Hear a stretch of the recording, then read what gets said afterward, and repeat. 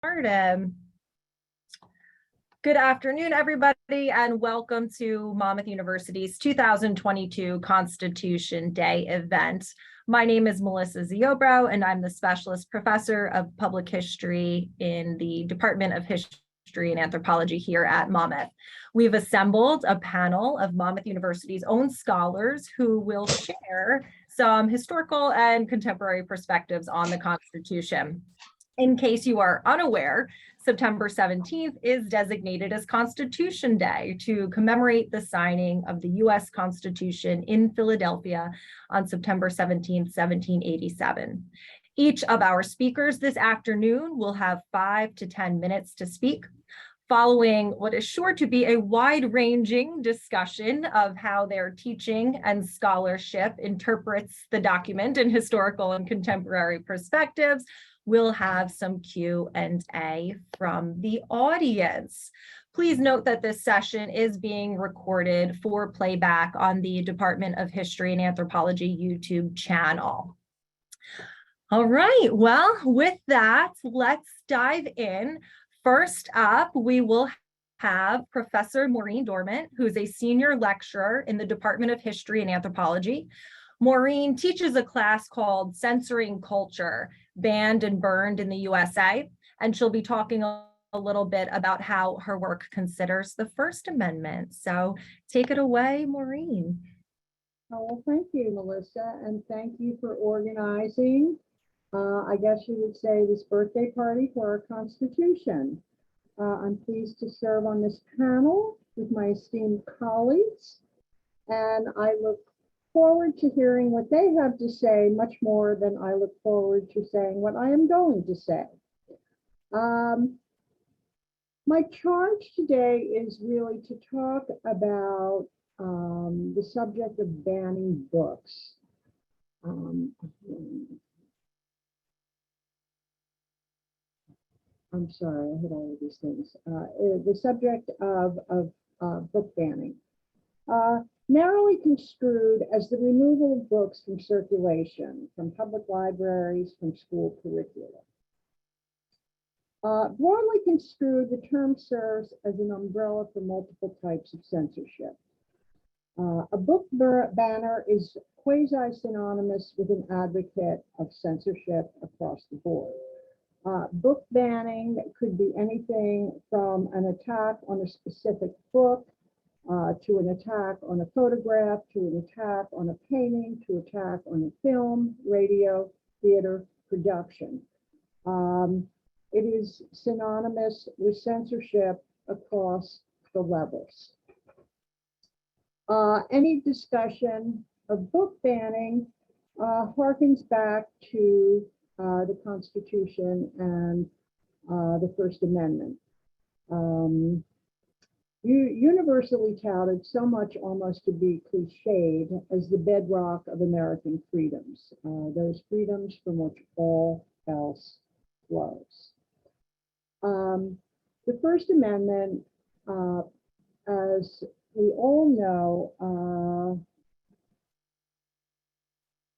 Congress shall make no law respecting the establishment of religion or prohibiting the free exercise thereof, or abridging the freedom of speech or of the press, or the right of the people to peaceably assemble and to petition the government for a redress of grievances.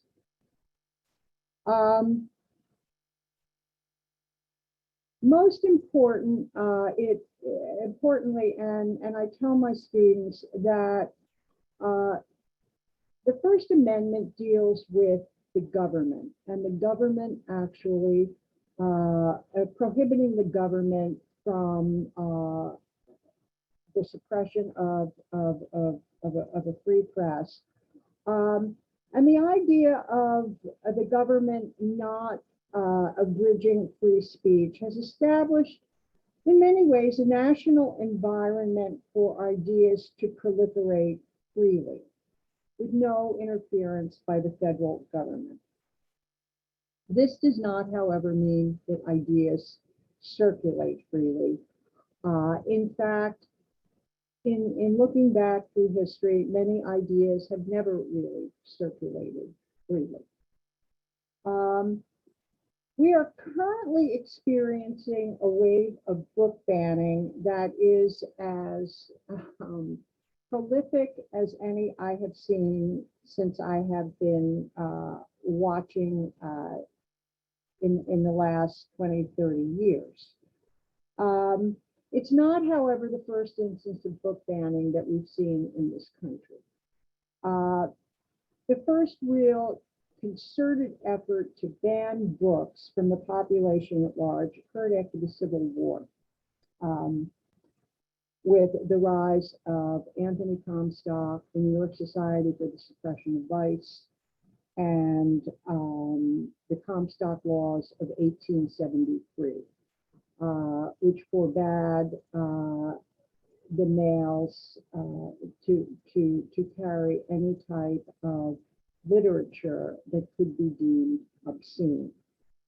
The Comstock era lasted until approximately 1915, and the main topic that came to the forefront of the book bannings was obscenity. And of course, the problem with obscenity is that it's a subjective term. And the great irony is that many of the books censored by Comstock, many of the authors that were harassed by Comstock are now canonical pieces of literature. They are studied in high school classrooms, they are studied in university classrooms. They are usually found on anybody's lists of, what are the great books of the world.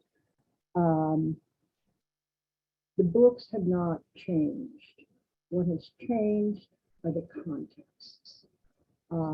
It is the social conventions, the moral conventions of any given day, which influence the reception of specific printed materials, paintings, art exhibits, theater, whatever. This period of censorship pretty much came to its final conclusion with the Woolsey decision in 1933. And it was in this decision that artistic merit became a very important component of judging a creative artifact. The moral conventions of the community became important. And Judge Woolsey decided that the great novel Ulysses was not, in fact, obscene because of its inherent artistic value. And also, importantly, in that decision, Woolsey elaborated on the fact that the work must be read in total. You cannot just cherry pick specific phrases, specific paragraphs. That is, in fact, a narrative, and it must be taken as a whole. As a matter of coincidence, perhaps, maybe not so coincidental, the year was 1933, and this was the year of the Nazi book burnings in Germany. And I think there was a startling realization amongst the censors at home that we were living in a free society and were being very critical of Hitler's regime, and that he was engaging in an epic case of book burning throughout Germany. Moving on to the world we live in today, and we see, I'm not quite certain, I haven't really had the time to really assimilate exactly what's going on, because it seems that every time I pick up a newspaper in the last 2 years, some state somewhere is banning some book, trying to rewrite some school curricula, forbidding teachers under pain of criminal charges from speaking about certain topics in class.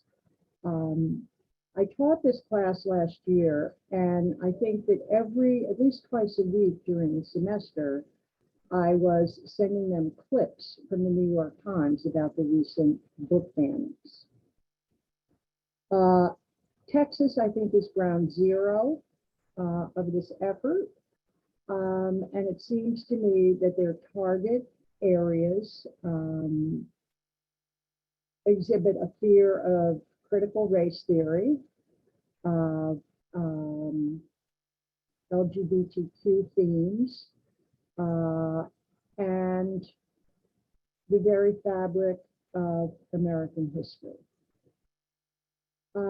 It is really inconceivable to me that somewhere, somehow in time, these are not going to filter through the lower courts and eventually make their way to the Supreme Court about what I seem to see as certainly state infringement on freedom of expression and in the classroom.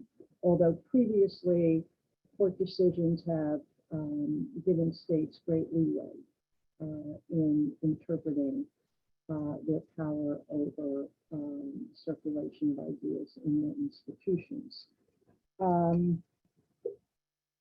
So where this one will end, I do not know. So I think as I always say to my students in my censorship class, stay tuned and keep reading, because something is going to be in the paper tomorrow or the next day about where we are right now in this world of censorship in a very strident bout of culture war. Thank you. Thank you for including me, Melissa. Thank you so much, Maureen. Stay tuned and keep reading. I like that. All right, we'll save Q&A until all of our panelists have used their time.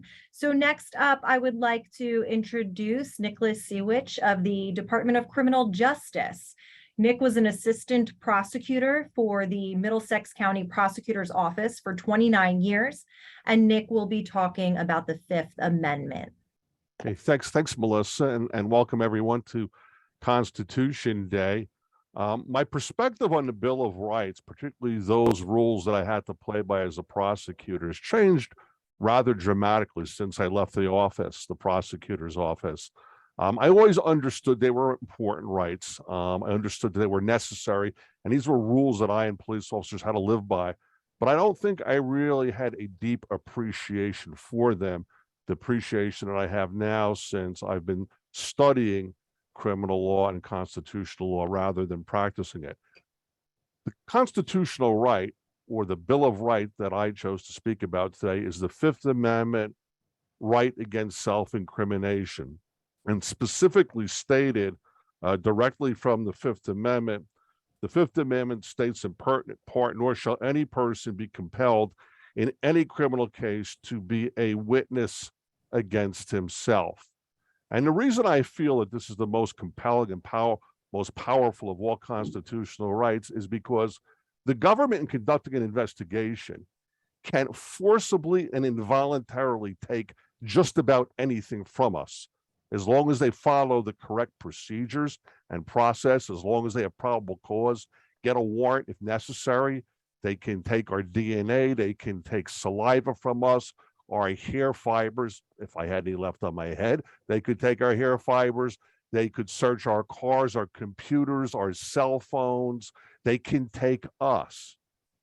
But the one thing they can't take from us because of the Fifth Amendment is our words. It's the one piece of evidence that the Fifth Amendment protects the police from involuntarily obtaining from us. And that's why I chose to talk about it. When I talk to my students about the Fifth Amendment and I ask them what they think it means before we get into it, they often say, Professor, it means, well, you can't beat a confession out of a guy. You can't whip him with a rubber hose. You can't withhold food and water and toilet from a suspect. If you do that and they confess, that's a forced confession, the Fifth Amendment right. And that is all true, but it means so much more than that. On its most basic level, It means that a person cannot be forced or compelled to speak to the police against their will. It means that they can't be forced to testify either for the government or on behalf of themselves against their own will. More than that, it means that if suspects don't speak to the police, a jury or fact finder, a judge, can't draw any negative inferences from that. Likewise, if a defendant elects not to testify on his or her own behalf, a jury cannot use that in any way against the defendant. They cannot draw any negative inferences. And judges are quick to instruct a jury, if a defendant doesn't testify, that they can't use that evidence. They can't consider it as evidence, and they can't use it for any purpose. Even in jury selection, judges are quick to point out generally that a defendant has no obligation to testify on his or her own behalf, and that can't be used against the defendant. And jurors who can't accept that are weeded out. They're excused for cause. And it's not uncommon for a juror during jury selection, when the judge tells them that, to go, and the judge will go, juror number 5, Mr. Veit, you seem to have a little difficulty with that concept. Could you come up to sidebar? And the judge will explore whether or not the juror can accept that proposition of law. And many people can't, and they're excused because they can't be fair. Okay, to move on, what changed the landscape dramatically, Fifth Amendment landscape, a case that you're probably all aware of, was Miranda versus Arizona, a 1966 case, which told us that the Fifth Amendment guaranteed much more than simply not being forced to speak to the police or testify. You're all aware of the Miranda warnings. We all know that. We all watch TV. If the police want to interrogate someone in custody, they have to tell them they have the right to remain silent. Anything they say can be used against them in a court of law. They have a right to a lawyer. If they can't afford counsel, one will be appointed for them, and that they can exercise these rights at any time. Okay? And the reason that the court imputed this into the Fifth Amendment was because the court found that a mere custodial interrogation, even if the police are nice and offer water, is coercive. It's inherently coercive.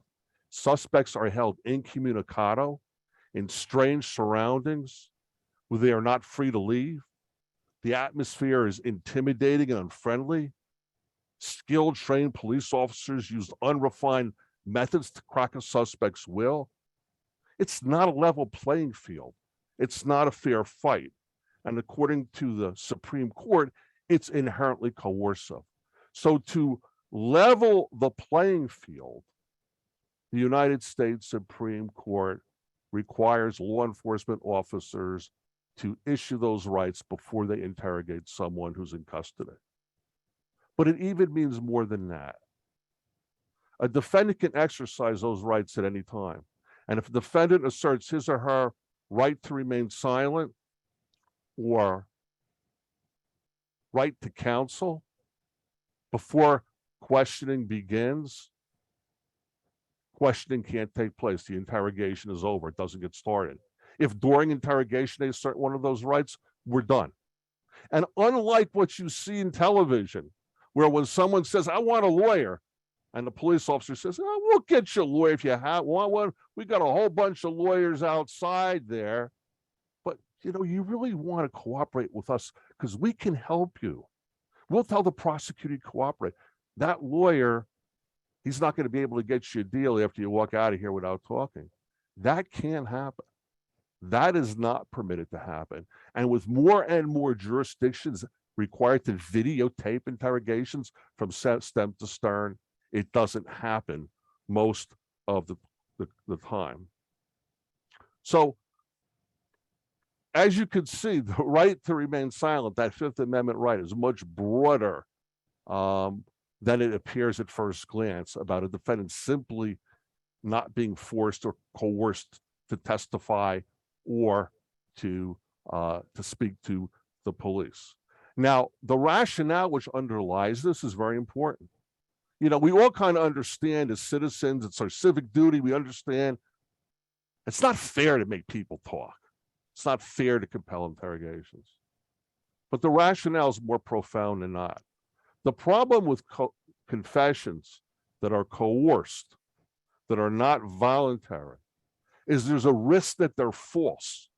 And if a person falsely confesses, and confessions are some of the most powerful evidence in a criminal case, there's a good chance that person's going to be wrongfully convicted. And the majority of wrongful convictions in this country result from false confessions that were coerced. Just as importantly as that is the fact that our system is an accusatorial one. We don't hold inquisitions here. Defendants are presumed innocent until proven guilty beyond a reasonable doubt by the prosecutor. The prosecutor has the burden of proof. That burden never switches to the defendant, never, ever, ever. And because the prosecution's got the burden, they have to prove the case without the help of the defendant. We cannot force a defendant to help the state because it violates all the underpinnings and the core of our criminal justice system, which basically says in its most ungrammatical way, the defendant ain't got to prove nothing. They have nothing to prove. It's on the state. And state cannot make the defendant help them. So that's the rationale. I could continue to talk a lot longer, but my 15 minutes are about up, so I'll turn it back over to Melissa. Well, thank you so much for that. Again, everybody, I remind you that we're going to save questions and answers to the end, but I feel like we're going to have a lot of them. So we're moving now to the Department of Political Science and Sociology. We're going to hear from Lawrence Jones, who is also a retired New Jersey Superior Court judge. So you're up, Larry.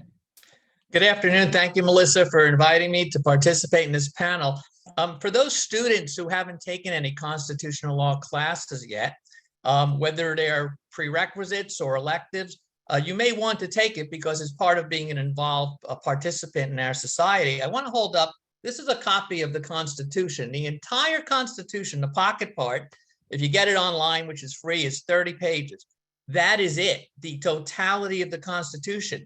As long as it takes you to watch an episode of Stranger Things or Seinfeld, you could read the entire Constitution. The trick is to then analyze the Constitution. And over the last 200 years, there have been a multitude of court cases, Supreme Court cases, lower court cases, trial court decisions, which involve interpreting what's in those 30 pages of the Constitution. What I'm going to be talking about during my 5 to 10 minutes is the issue of presidential pardons. This became a big issue when we had the last transition of power from the prior president to the current president. There was a question whether there were going to be pardons issued, who were going to get pardons. And this tends to come up every 4 or 8 years or so because a lot of pardons sometimes come about when one president is leaving and a new president is coming in. So if you look in these 30 pages on page 12 in the pocket part, Article 2, Section 2 talks about presidential powers and talks about what a pardon is. And the whole constitutional authority for pardons is one sentence in the Constitution, one. That's it. It says, he shall have power to grant reprieves and pardons for offenses against the U.S., against the United States, except in cases of impeachment. That's it. It doesn't say anything about the process for issuing pardons. It doesn't say anything about who's qualified for a pardon. It doesn't say anything about reviews of pardons. It's one sentence. So in the context of constitutional interpretation, in almost every aspect of constitutional interpretation, the question always tends to be, well, what did the founding fathers intend when they put that in the Constitution? Sometimes it's pretty easy to figure it out because it speaks for itself. Other times it's very vague. 200 years later, we may not know what the founding fathers meant in putting any of this together, quite frankly. It was a group of people who got together in Philadelphia and they came up with this Constitution. Were they thinking about what every possible nuance meant, what it would mean 200 years later in the context of pardons or anything else? Maybe not. You know, can you imagine a group of people getting together now in 2022, trying to figure out what was going to happen 200 years from now, it's hard to sometimes figure out what's going to happen tomorrow. So it becomes a challenge in constitutional analysis is to try to figure out what the founding fathers meant. And sometimes you can't. And sometimes it's, well, what makes the most logical sense moving forward based upon the current needs of society in 2022, for example. We have a process for amending the Constitution or clarifying things in the Constitution, but that hasn't been utilized that often. There have only been a handful of amendments, 27, since 1789. So on the issue of pardons, the question comes up very often, for example, can a president pardon himself or herself? Can a president pardon family members? Does a president have the unlimited authority to pardon friends, political associates, employees, members of administration who may have done some things that they shouldn't have done, perhaps to help the president?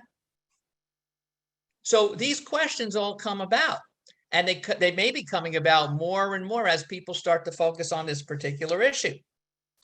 When you think about it, and the question and the issue came up just a couple of minutes ago on the panel on the discussion about the Fifth Amendment about equalizing the playing field.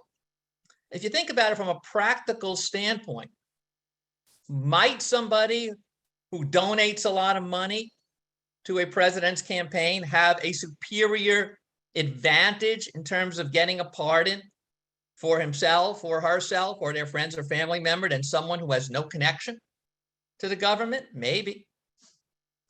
Might someone who has friends in high places have a greater accessibility to a pardon than somebody who's from an underserved community who has no such friends? Maybe one could say that's very likely, perhaps, some might feel.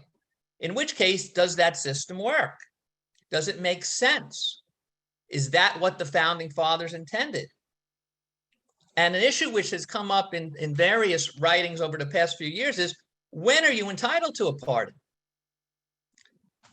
What some people believe is that a pardon, in order to be pardoned, you have to be convicted of something first. You would have gone through the process of a trial, and a judge or jury would have found you guilty of something, and you would have been sentenced, and then perhaps you get pardoned for it following an analysis by the president or the president's team of whether a person is worthy or deserving based upon extenuating circumstances of a pardon. A pardon meaning as if the conviction became a nullity. But what people started focusing on is that the Constitution doesn't say you have to have a conviction first. Many know the perhaps most famous pardon in US history, President Nixon, when he resigned from office and his successor, President Ford, came in, who was appointed to the vice presidency by President Nixon. He was not elected. Within 6 weeks after taking office, he pardoned President Nixon. There was no trial. There was no arrest. There was no fact finding. He was pardoned. If the current president or former president or any prior president chose to pardon someone for a crime that they were not even charged with, theoretically, following the logic of the Nixon precedent, they could do it.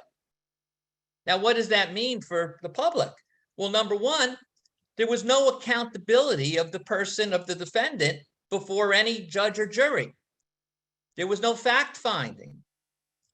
Why does that matter? Because if a president is trying to determine whether someone is worthy of a pardon or not, having a factual record as to what the person did, whether they were found guilty beyond a reasonable doubt, what witnesses said, might be relevant in making a fair determination as to whether that person deserves a pardon or not. As opposed, some might argue, as opposed to, for example, someone doing something 6 weeks before, for example, a president may be leaving office and then they're pardoned. No fact finding, there can't be an arrest, there can't be a conviction, there can't be a jury. So how does the president make a determination whether that person is even worthy of a pardon or not? Not to mention the lack of accountability of the person being pardoned. Presidential pardon, by the way, doesn't mean that a conviction didn't exist necessarily. It does in the criminal context, but there are in other contexts, it may still have weight or value based upon somebody's background. in certain, perhaps limited contexts. So, for example, the question comes up from time to time, should the Constitution be amended to give more detail as to what a president can do in terms of a pardon, and when? Should there be, for example, some system in place where before a pardon is issued and a notice of intent to pardon is issued, disclosed to the public, full disclosure, so there could be some comment. Doesn't mean the public overrides the president's discretion, but to be able to participate or to give information in the information finding process to make the decision on whether to grant the pardon more informational. And rather than simply a president or a president's team saying, well, we're going to issue this person a pardon, sometimes out on their way out the door. You see very often the last day in office, there's a whole list of pardons. Longer list than all the other 4 years or 8 years put together sometimes. Why? Some may say there's no accountability then. The president's gone, the pardon's issued, boom. So given the fact that we have a process with the Constitution of trying to make things work in a way that makes sense given the present day needs of our society, the question sometimes comes up, should the presidential pardon powers be expanded upon in terms of how they are interpreted and how they are laid out in the Constitution itself, because the founding fathers did not put any process in place whatsoever for it. Does that mean a president like a king has absolute power to pardon whoever he wants or she wants or they want, regardless of what the crime was? What about the obligation to protect society? Somebody may have committed a terrible felony. Now they're pardoned. Right back in society. There's no deterrence, no accountability, arguably unequal treatment. Every semester when I teach constitutional law, I try to have a new project for the class to get involved with. I was going to teach constitutional law this semester. Turned out I was going to be out of state, so I couldn't teach it. But the plan was to focus on this particular subject, on the issue of presidential pardons, and really governor pardons as well. But in terms of the U.S. Constitution, presidential pardons.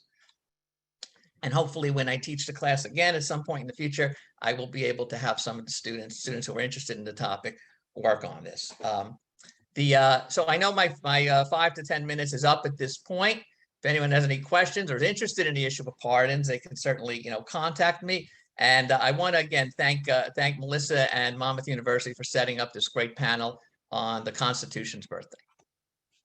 Thank you so much. You are all such gifted speakers. I wish I could take a class with everybody that's gone so far today. This is wonderful. Again, I'll just remind everyone we'll save the Q&A for the end, because next up we are moving back to the Department of History and Anthropology, and we have Dr. Chris DeRosa, our chair, who is going to share his thoughts on the Electoral College. Thanks, Melissa. Thanks everybody for being here. When you asked me, Melissa, if we could put something together for this, my first thought was that, I should definitely say something about really how overrated and inadequate the Constitution really is, and kind of spray a little acid on our tendency towards ancestor worship regarding the U.S. Constitution.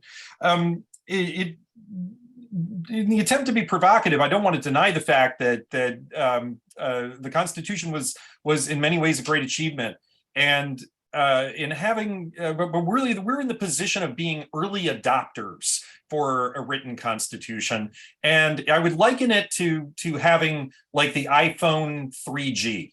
Or the iPhone 5, and having Constitution today is kind of like going around the neighborhood. We're the first in the neighborhood to have this, the iPhone 3G, and it's still the best. It's just still so great. Design is so elegant. It works so well. I just can't believe how well it still works. And we may be losing out on some functionality that other societies may have acquired. And in these last few years, I'm afraid that the original company may not be supporting the repairs and the technology and the warranties on the thing anymore. So there's a lot to choose from, but I thought I would just talk about one of our great anti-democratic features in the Constitution, which is the Electoral College.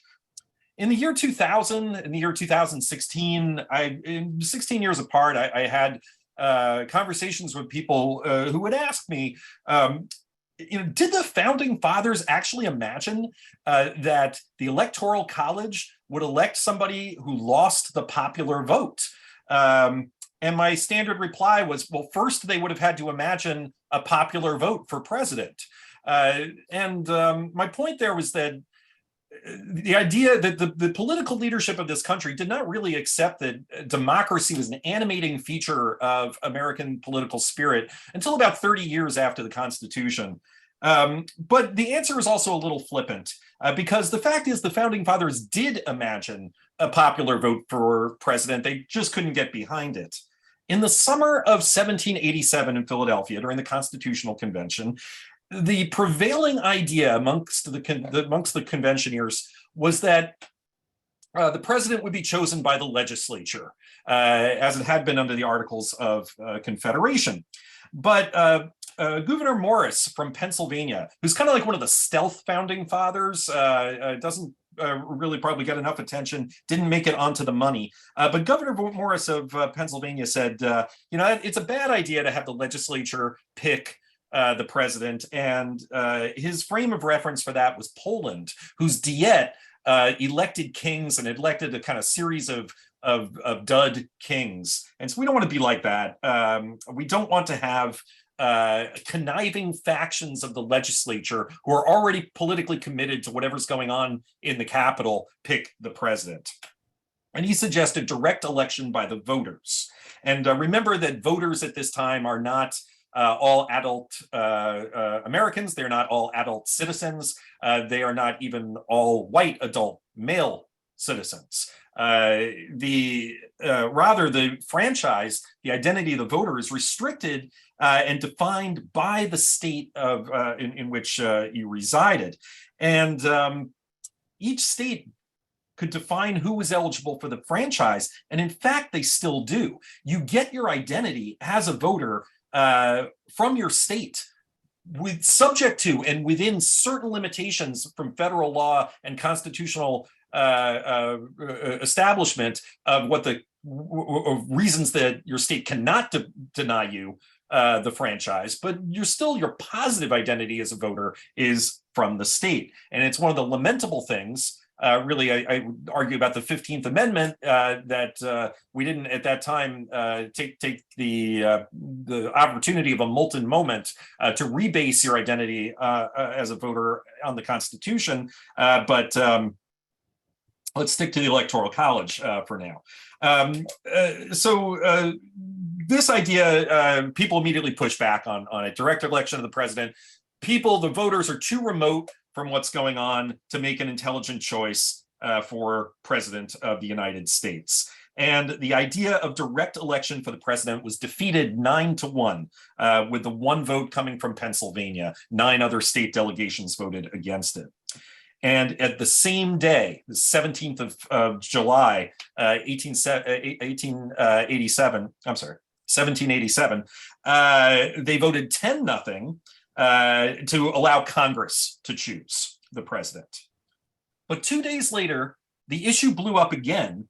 And for 7 days, the 19th through the 26th of July, the Constitutional Convention went back and forth between the ideas of letting letting Congress pick the president, or having electors, this college of electors, pick the president. And there were 6 votes on the subject in those 7 days. It was swinging back and forth. And they couldn't decide, ultimately, whether to have a group of electors or the legislature. So they farmed it out to committee and revisited it in September. And from this, we learned 2 things. One was that the constitutional framing process was not terribly deliberate.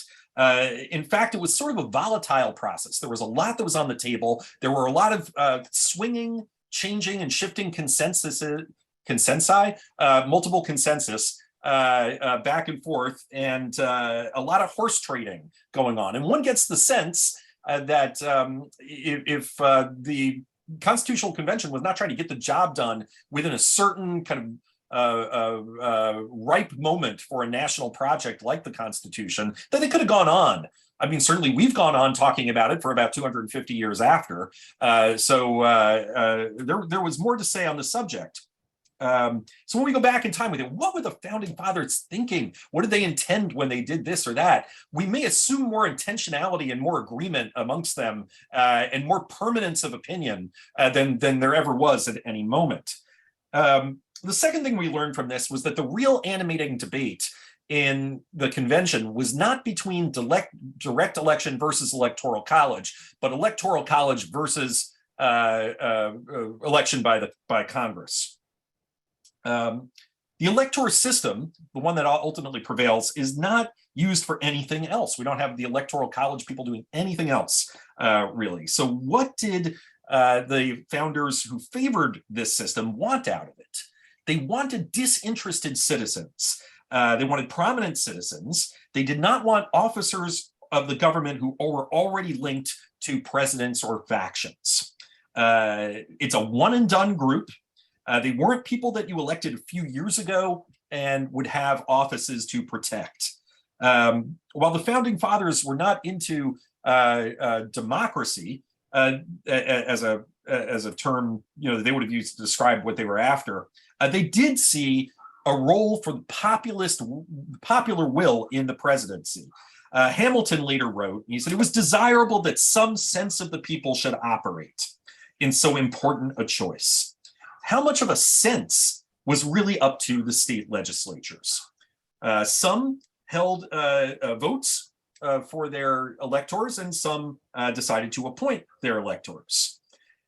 One objection to the electors mentioned in the convention is, well, how are these people all supposed to get to the Capitol to cast their votes? This is an 18th century consideration. The difficulty of traveling to Washington that actually informs a number of things in the Constitution that isn't really relevant to us now. But it's why we vote in November, for example, and why originally office holders wouldn't take office for months thereafter. But the advocates of the Electoral College eventually decided this was a feature and not a bug, that they could stay in their state capitals and cast their votes there, reduce the travel burden, and as Hamilton later said, it would give them even more benefit from being in a detached and divided situation. So in September of 1787, the Congress comes back, and Pierce Butler of South Carolina proposes an electoral system pretty similar to what is eventually adopted. The big difference in his plan and what was in the Constitution is that he suggested, South Carolina suggested, that if no one got a majority of the electoral votes, the Senate would vote for one of the top 5 candidates. So in our actual system, the election's thrown into the House, not the Senate, right? But the suggestion was not like an obscure tie-breaking rule. Like if something crazy happens, then the Senate gets to choose. Actually, they thought it would be hard to muster a majority. They did not anticipate a two-party system, and they thought that this would probably be happening regularly. So South Carolina is putting forth a system that says that in what they assumed would be, or maybe even the usual case, the Senate would get to pick from candidates from the Electoral College. Others said the senators who are going to be around for 6 years, they're too long a term. They're not close enough to the will of the people. Let's move this into the House, but we'll, instead of having each member of the House vote in case of a tie, we'll have the House vote as delegations, which keeps the equality amongst the states, and therefore was a major small state victory, a major federal small state victory, rather than a national victory for majority rule. And it's one of a number of those kind of things. The Constitution is a national project, a nationalist project, but it's still in a federal spirit of the times.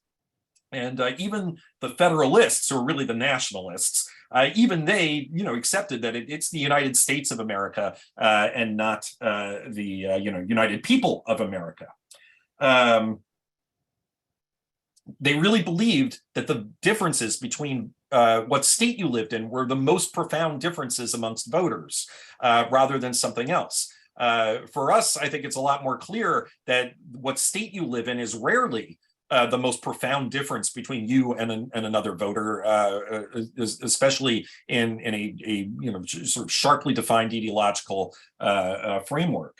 But the system that they gave us then in this with this power in the small states, where the number of electors you get is based on the number of people in Congress that you have, incorporates all the small state advantages in the Constitution into the election of the president, including the overrepresentation of smaller states. So the upshot is that Wyoming, a voter has 5 times as much power in the Electoral College as does a person in California. In my home county of Bergen County, the most numerous of New Jerseyans, have much less electoral power than people who live in small states, and we have more power than people in California. Because we base the electoral count on the census, that means that over every 10-year cycle, the second or third election is getting less relevant to that count, and that punishes high growth states like Florida and rewards slow growth states. Another kind of unfairness. The biggest single unfairness, of course, was that it yoked the selection of the president to the 3/5 compromise, which greatly inflated the electoral power of slaveholding states. The anti-democratic nature of the Electoral College was already chafing before the century was out. Famously, in 1796, one voter wrote that he didn't vote for an elector to determine for me whether John Adams or Thomas Jefferson is the fittest man. No, I chose him to act, not to think. And that year, 6 state legislatures in that election allowed their voters to determine their electors, while 10 had the state legislatures appoint them. So even in these early days, some states are making that choice to let their voters pick the electors. And that movement continues. In 1804, 2 elections later, you had now, for the first time, more states allowing voters to determine electors than not. And by 1828, only 2 of the 24 states still appointed electors. From 1832 to 1860, right up to the Civil War, the only state that appointed its electors rather than letting the voters choose them was South Carolina. So that allowing direct influence on the electors is one problem that's sort of solved by the democratic spirit in the first years of the Republic. But the more pernicious inequity, which is based on representation stolen from non-voters, was more enduring. After the election of 1800, one prominent Federalist labeled the winner, Thomas Jefferson, as the Negro president. And the premise of that was that Jefferson would not have won had he not benefited from the 3/5 compromise. Another Federalist said Jefferson's victory was a triumph of the South over the North, of the slave representation over the purely free. These terms, Negro president, slave representation, they are from that weird but powerful strain of American anti-slavery that preferred to think of the enslaved and enslavers as somehow in league with each other against the freer states. But of course, it is much the opposite. Counting 3/5 of the slave population in a state's electoral weight was injurious to the enslaved and a huge coup for their oppressors.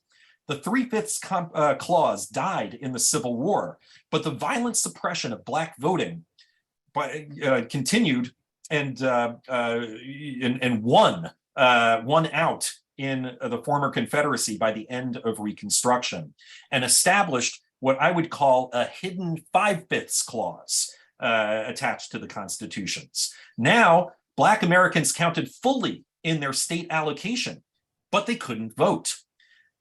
They just augmented the electoral power of their oppressors. And that is the problem with giving a state a fixed number of points in the election. It doubles the reward for voter suppression.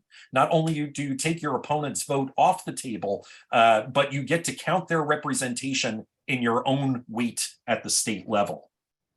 Section 2 of the 14th Amendment actually provides for reducing a state's electoral count based on voter suppression, but like so much of the extenuating clauses of the 14th Amendment, it has not been successfully activated by the federal government. The hidden 5/5 clause is an active menace in every state effort to thwart Americans from voting. But the potential menace of faithless electors is also notable. Despite democratizing the selection of electors, they can still do what they want when they are alone in the room. The historical examples of faithless electors are few and rather eccentric.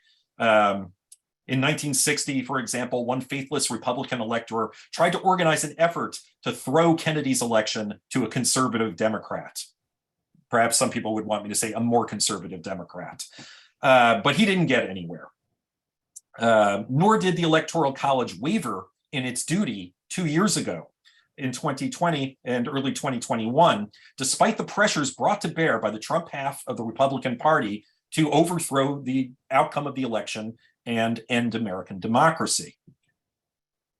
Having seen in our own time a losing presidential candidate call on his followers to storm the Capitol of the United States and try to overthrow the election, the possibility of chicanery in some future electoral college by some future collection of party hacks who are elected to those posts seems less remote, or not elected to those posts, but appointed.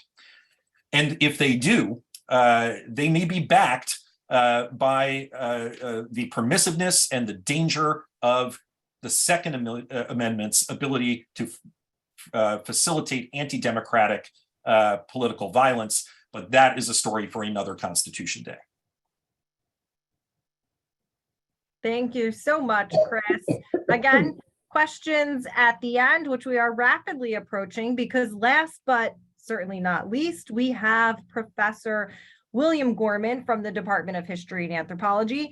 Bill had a long career as a public school administrator and educator before coming to teach with us full time. And he is going to talk about the issue of civics education at the middle school and high school level. So it's all yours, Bill.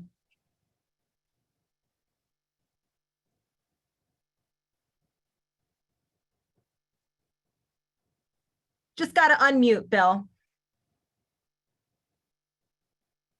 There we go. Can you all hear me now?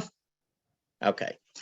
I want to frame my remarks at the outset by reminding you of something that I always say to my students. And one of the things I always say to my students as a topic response when the Constitution comes up, what they think they know about it and what they know about it are two different things, hence civic education being what I'm going to talk about. But I always indicate to my students that the Constitution is a document that has not only their rights in the document, but it also has obligations for them, i.e., and I always use the example of jury duty. So it's an important document, and it goes to the broader issue of what students know about the system, what curricular requirements are in the country right now. And I thought I would address that. Recently, there was a study done by the Annenberg Foundation, which indicated, and these were adults, and it was a random sample, random distribution done countrywide, and it indicated that only 30% of those asked could name the three branches of government and what those three branches of government do. So clearly there's a disconnect between what people know or think they know, and then how that is dealt with on the education level. If you look at the 50 states currently, right now, there are 47 states that require some type of coursework related to civic education. However, most of those states it is not a separate course. It is infused within their U.S. history requirements. So very few states actually have a specific course. And then on top of that, very few states have an exit exam requirement. As I would address this, most states, including New Jersey, require a separate U.S. history requirement, i.e. in New Jersey in public schools, there's 2 years of U.S. history.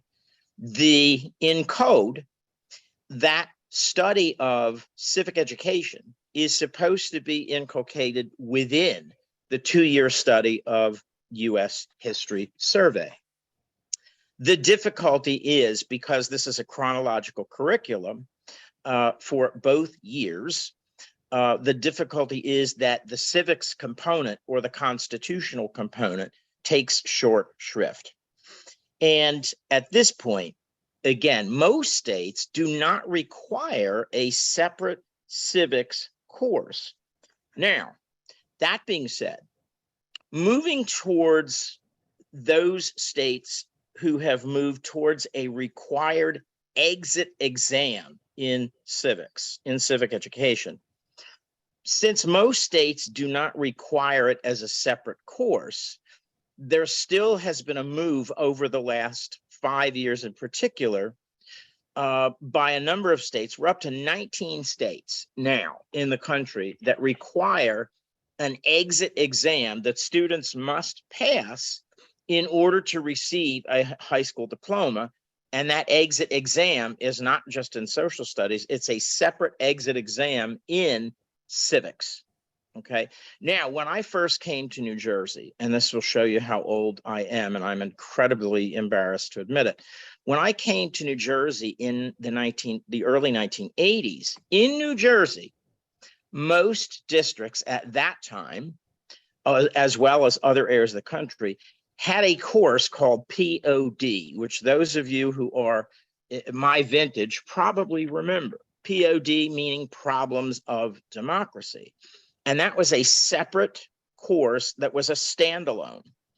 And there was no exit exam at that point in time, but there was this POD course was designed to be a course that would expose students to the 3 branches of government, to the Constitution, to how the American system works. Now, as we move towards states changing their requirements, and there is a trend now towards a separate course and also then a separate exit exam. The 2 most recent states that have put in separate courses and exit exams, Florida and Tennessee.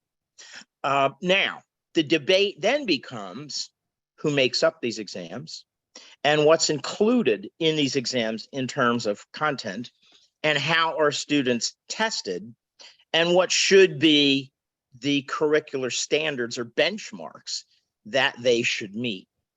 That now, relating back to something that Maureen brought up in her presentation, that now becomes more of an area of controversy, because as parents become more and more active in this parental rights movement that one has seen develop over the last several years about what should be included in curriculum, the biggest subject where parents seem to want to be loudest and most involved is social studies and history education in particular.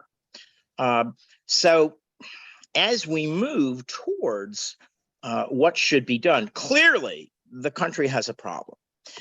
When you have adults age 30 and up, who 30% of them can only name the 3 branches of government, and these are people who are participating in the selection of local leaders, state leaders, federal leaders, it certainly does make one pause and reflect that we need as a society to give civics education a greater emphasis and push as part of social studies education.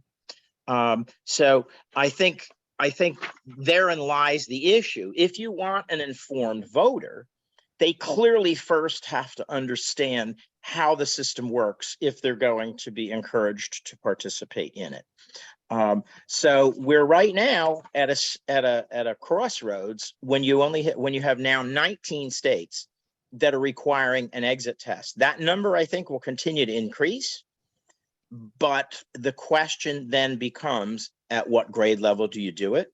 What kind of benchmark standards are tested? And who makes up the test? So that's kind of where I'm coming from. I was involved a number of years ago at the state level in the Department of Education's putting together civics frameworks and U.S. history frameworks, which were supposed to lead to an exit exam in New Jersey for social studies education. Spent about 4 years drawing up those documents along with other folks from around the state. And the state then junked the idea, saying that they didn't have the money for an exam in social studies and civics. So it kind of, to me, tells you what value the stakeholders at the state level place on social studies education and civic awareness when they were moving in that direction and pulled back. So that's my remarks, and I look forward to any questions. And Melissa, again, as others have said, thank you so much for organizing this tremendous panel, and I'm very glad to have been asked. And I also am grateful to have heard my learned colleagues who had such a wealth of information to present. Well said. Thank you so much, Bill. It is really an honor to call you all colleagues. With that, we will open the floor to some Q&A. I would remind you that we are recording. You can certainly unmute yourself and ask a question, or if you'd like to type it in the chat, I'd be happy to read it for you. Judge Jones did have to hop off, so if you have any questions for him, you'll have to find him in email. So anybody like to ask a question? And panelists, you can certainly ask them of each other.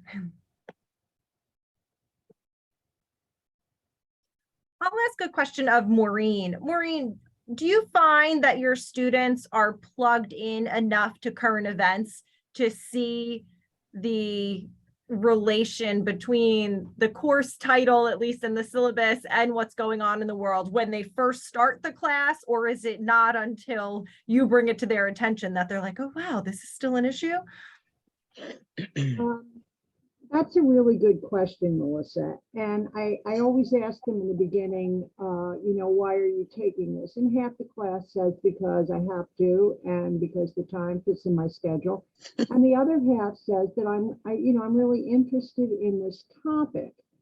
And that half of the class is well prepared and receptive, and they are aware of the currents of censorship that are going on around them.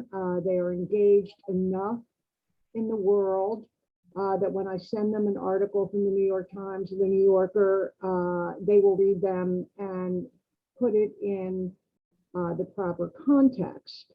What is, I think, impressive for many of them, and it's what I usually get in the final response, is it's a wake-up call for them that the world that they are going into, their speech is being monitored, their speech is being watched, their ideas are being monitored, and